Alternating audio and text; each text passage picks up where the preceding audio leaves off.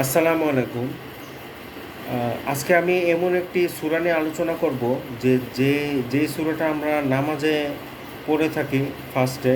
তো সেটা হচ্ছে যে সূরা ফাতেহা। সূরা ফাতেহা নাজিল হওয়ার সময় শয়তানও কেঁদেছিল। তো সূরা ফাতেহা এমন একটি সূরা যেই সূরাটা না পড়লে নামাজ হয় না।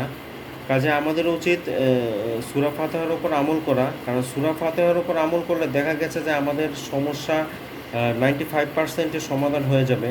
আর সূরা ফাতিহার মধ্যে আল্লাহ তাআলার গুণবাচক নামও বলেছে, বান্দা এবং আল্লাহর যে সম্পর্ক সেটাও বলেছে, এবং সহজ সরলের মানে আমাদের কিভাবে থাকতে হবে দুনিয়াতে আখিরাতে সেটাও বলা হয়েছে। এবং সর্বশেষে তাদের প্রতি আল্লাহ তাআলা রহম নাজিল করুক যারা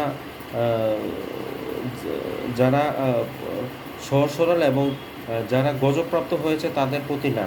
তো সূরা ফাতিহার প্রথম আয়াত হচ্ছে যে আলহামদুলিল্লাহ। এই সূরা ফাতিহার আয়াত সংখ্যা 7 এবং এটা মক্কায় অবতীর্ণ হয়েছে। তো সূরা ফাতিহার প্রথম আয়াত হচ্ছে আউযুবিল্লাহি মিনাশ শাইতানির রাজিম, বিসমিল্লাহির রহমানির রহিম, আলহামদুলিল্লাহি রাব্বিল আলামিন। সমস্ত প্রশংসা আল্লাহ তাআলার, যিনি জাহানের প্রতিপালক। আর রহমান ইব্রাহিম, আল্লাহ তাআলা নিতান্ত দয়াবান ও দয়ালু। কারণ আল্লাহ তাআলা দয়ালু, আল্লাহ তাআলা দয়ালু ছাড়া আসলে আমরা এই পৃথিবীতে বেঁচে থাকতে পারবো না। আল্লাহ তাআলা মেহেরবানিতে আমরা এই পৃথিবীতে বেঁচে আছি। 3 নাম্বার হচ্ছে যে মালিক ইয়াউমিদ্দিন, যিনি বিচার দিনের মালিক। অর্থাৎ বিচার দিনে আমাদের ভালো মন্দের সব কিছুরই হিসাব হবে। ভালো হলে তো জান্নাত, আর খারাপ হলে আমাদের জন্য জাহান্নাম। কারণ দুনিয়ার জীবনের প্রত্যেকটা ভালো মন্দ কাজের হিসাবই সেকেন্ডের হিসাবই আল্লাহ তাআলার কাছে দিতে হবে।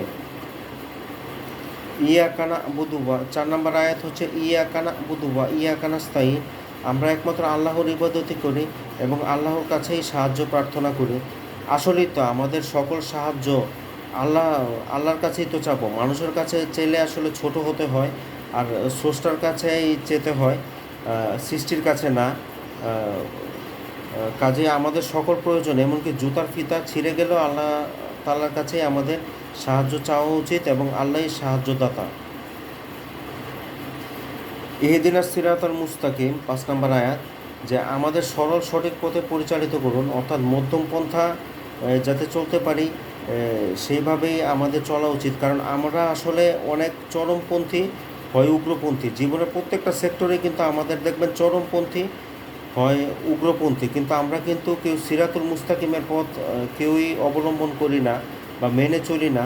অথচ এটাই কিন্তু আমাদের জন্য সর্বশ্রেষ্ঠ পন্থা। কারণ মধ্যম পন্থায় থাকলে দুনিয়াতেও শান্তি, আখিরাতেও শান্তি। আমরা আসলে নিজেদের ভুলটা স্বীকার করি না। কাজে আমাদের উচিত সিরাতুল মুস্তাকিমের পথ অর্থাৎ সরল সঠিক পথে পরিচালিত করা। সিরাতাল্লাযিনা আনআমতা আলাইহিম, তাদের পথে 6 নম্বর আয়াত, যে তাদের পথে যাদের প্রতি আপনার আমার রহম বর্ষিত হয়েছে, মানে রহমত বর্ষিত হয়েছে। সিরাতাল্লাযিনা আনআমতা আলাইহিম গায়রিল মাগদুবি আলাইহিম ওয়ালাদ-দাল্লিন আমিন। অর্থাৎ তাদের পথে নয় যাদের প্রতি আপনি রাগ, মানে যাদের প্রতি আপনি রাগ তাদের প্রতি আপনি আমাদেরকে অনুগ্রহ আমাদেরকে বর্ষিত করেন না, বরং তাদের প্রতি আপনি রহমত দিয়েন যাদের প্রতি আপনি অনুগ্রহ করেছেন, দয়া করেছেন।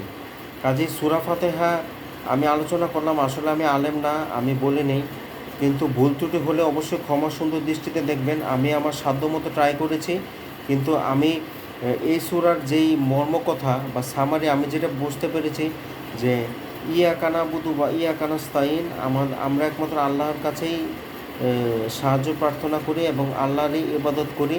আর আরেকটা হচ্ছে সিরাতাল্লাযিনা আনআমতা ইহদিনাস সিরাতাল মুস্তাকিম, আমাদেরকে সরল সঠিক পথে পরিচালিত করুন। এই দুইটা হচ্ছে আমার জীবনের, আমি মনে করি আমল করার চেষ্টা করব ইনশাল্লাহ।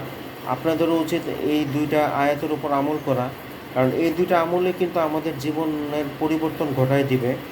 কারণ সিরাতুল মুস্তাকিমের পথ কিন্তু খুবই কঠিন। কারণ এই দুনিয়া বর্তমানে যে ফিতনা ফাসাদের জামানা, এই জামানায় কিন্তু আসলে সিরাতুল মুস্তাকিমের পথ অবলম্বন করা বা মেনে চলা খুবই কঠিন। কারণ আমরা এখন আলেমদের সেক্টরেও দেখা যাচ্ছে যে এ ভালো না এ খারাপ, হিংসা বিদ্বেষ গীবত লেগেই আছে। ফ্যামিলি তো লেগে আছে, অফিসেও কর্পোরেট সেক্টরে লেগে আছে। তো আজকে এই পর্যন্তই। সবাই ভালো থাকবেন, সুস্থ থাকবেন, আর অবশ্যই আমার জন্য দোয়া করবেন। আর ইনশাল্লাহ সবাই আমরা মধ্যমপন্থী উম্মতে পরিণত হই। জীবনের সকল সেক্টরে আসলে মধ্যপন্থা দরকার। কারণ আমি কিন্তু কিছুই না।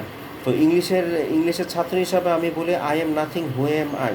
আসলে আমরা কিছুই না, আমরা আসলে কিছুই জানি না। তো আজকে এই পর্যন্তই। সবাই ভালো থাকবেন, সুস্থ থাকবেন। আসসালামু আলাইকুম ওয়া রাহমাতুল্লাহি ওয়া বারাকাতুহু।